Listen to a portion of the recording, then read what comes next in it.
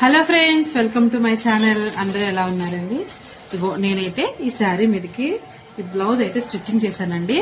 ఇప్పుడు ఎందుకు మీకు చూపిస్తున్నాను అంటే, ఇది ఫుల్ హ్యాండ్స్ అయితే వర్క్ ఇచ్చాడు అనమాట.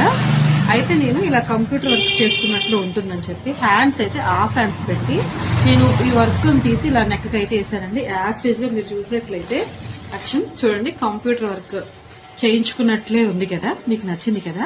అయితే కటింగ్ వీడియో తీసానండి, ఇంకా అప్లోడ్ అయితే చేయలేదు. ఈ రోజు ఇప్పుడు బ్లౌజ్ అయితే స్టిచ్చింగ్ చేశాను మార్నింగ్.